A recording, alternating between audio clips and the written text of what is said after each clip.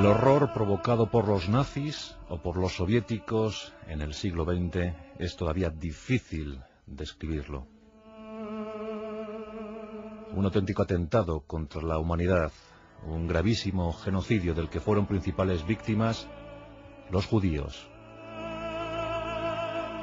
Según censos elaborados minuciosamente por los más escrupulosos investigadores históricos, 5.978.000 judíos fallecieron en los campos de exterminio. Y los principales depositarios dentro del grupo de judíos víctimas de los campos de la muerte fueron, sin duda alguna, polacos, rusos, lituanos. Polonia sufrió un exterminio atroz. Más de 5 millones de polacos sucumbieron en la Segunda Guerra Mundial. La mitad de esos 5 millones eran judíos.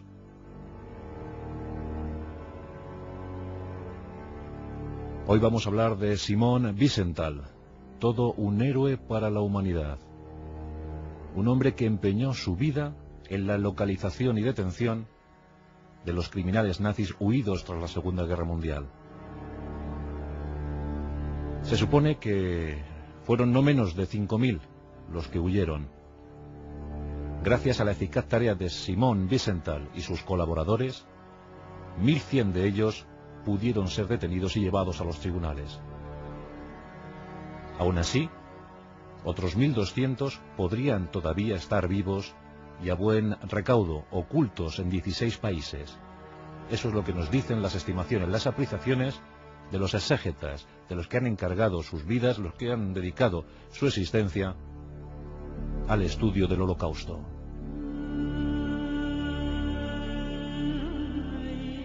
Lo incomprensible de este hecho es que las investigaciones de Simon Wiesenthal y sus colaboradores se entorpecieron, posiblemente adrede, por los gobiernos vencedores de la Segunda Guerra Mundial.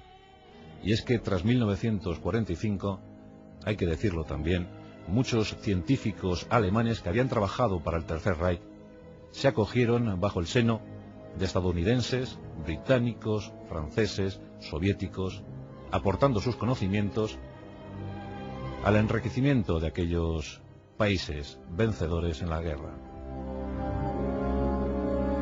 Por eso Simon Wiesenthal vio con absoluta desesperación cómo muchísima de su documentación no llegaba a buen puerto debido a esta especie de tela oscura que cayó sobre el fin de la Segunda Guerra Mundial. Es como si los norteamericanos o los soviéticos quisieran poner punto y final y no saber más, mientras se beneficiaban de todo lo que les podían contar los científicos nazis. A tal punto llegó la cosa que su centro de documentación, su centro de investigación, sustentado por él y otros 30 buenos amigos, tuvo que cerrar sus puertas. Por fortuna, estas se abrieron de nuevo gracias a un golpe de efecto, gracias a un hecho que llamó la atención de toda la comunidad internacional, la detención de Adolf Eichmann. Este hombre, este sujeto, había sido el ingeniero el que diseñó la solución final para los judíos. Y una vez concluido el conflicto, escapó como tantos otros a las tierras americanas. Se instaló en Buenos Aires y vivió apaciblemente como un ciudadano más muchos años, sin que nadie aparentemente le quisiera molestar. Wiesenthal recabó todos los datos, recogió testimonios de judíos bonaerenses y gracias a eso puso en alerta al Mossad israelí para que éste en un golpe espectacular capturara a Adolf Eichmann en 1960. Eso sí, se tardó 6 años en confirmar la historia de Wiesenthal. Pero hablemos de este gran hombre, hablemos de Simón. Simón tiene muchas nacionalidades, o tuvo muchas nacionalidades. Nació un día de Nochevieja, el 31 de diciembre de 1908, en Busak. Busak es una localidad que pertenece a la actual Ucrania, pero que en aquel año de 1908 formaba parte del Imperio Austrohúngaro. Por tanto, Simon Wiesenthal nació bajo la corona de los Habsburgo. Ese territorio luego pasó a Ucrania y por mor del destino, la verdad es que tuvo pues un momento decisivo en la historia. Pero Simón Wiesenthal quedó huérfano y tuvo que crecer bajo el influjo hebreo. La verdad es que no fue la vida muy fácil para él. Se trasladó a Lwów, en la actual Polonia, y en esa localidad, en la universidad de esta localidad, existían los cupos, los famosos cupos que impedían masificación hebrea en las aulas. Por tanto, el joven Simón tuvo que viajar a Praga para iniciar su licenciatura, para abrir sus estudios de arquitectura. Quería ser arquitecto. Y por ese asunto, por esa siempre latente persecución hacia el pueblo judío, tuvo que trasladarse de Lwów hacia Praga. Eso sí, conoció a una bella muchacha llamada Cira Mueller, y con ella se casó. Una espléndida mujer, de cabellos rubios, ojos azules, un aspecto pues que no se asemejaba al de un judío. Asunto que salvó su vida, como luego contaremos. Esto acontecía en el año 1932 y los aires nacionalsocialistas comenzaban a inundar buena parte del continente europeo. Hitler llegaba al poder. Muchos judíos huyeron de Alemania. Sabían que Mein Kampf no auguraba nada bueno para su forma de vida.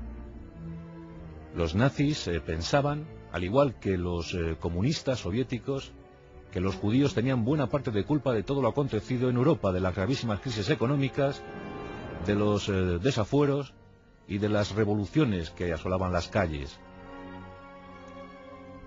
Como ya hemos contado en muchas ocasiones, incluso se llegaron a crear conspiraciones fabuladas como la de los protocolos de los sabios de Sion. Asunto que nació en la mente, de la imaginación de un autor francés y que finalmente acabó en manos de la policía zarista. Esa historia tan nociva para el pueblo judío, pues caló en las ideologías nacionalsocialista, fascista, comunista, y aunque pronto se supo, gracias a las investigaciones de muchos periodistas británicos, que la conspiración de los sabios de Sion era simplemente una fábula, era una invención, una leyenda urbana, pues se aferraron estas ideologías tan reaccionarias, tan totalitarias, se aferraron a esa creencia para pensar o para transmitir a sus diferentes pueblos que los judíos estaban tras un gran complot en el que presuntamente o en el que querían asumir el poder nada más y nada menos que de todo el planeta Tierra.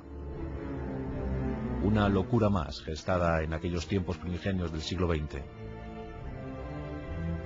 Pero, aunque ahora nos parezca asombroso, sí que esta idea caló en buena parte de la población alemana. Y muchos pensaron que los judíos eran el mal que se cernía sobre Europa, y que había que suprimir ese mal a costa de lo que fuera.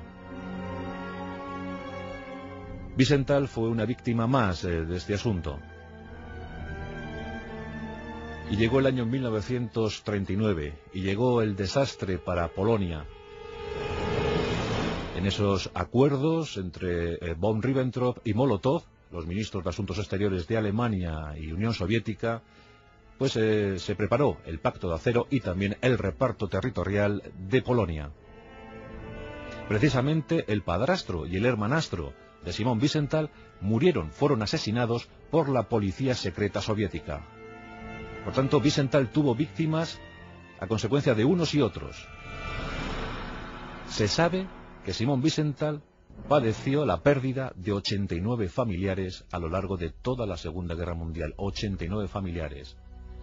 Por desgracia, no era un caso singular, no era un caso único. No existe una sola familia de judíos que no tenga algún muerto en su haber, que no tenga algún muerto en la lista, en los campos de exterminio o en la guerra, en los conflictos, en los campos de guerra. Simón Wiesenthal fue capturado en 1941. Su mujer se pudo escapar milagrosamente por su apariencia física. Parecía aria, no parecía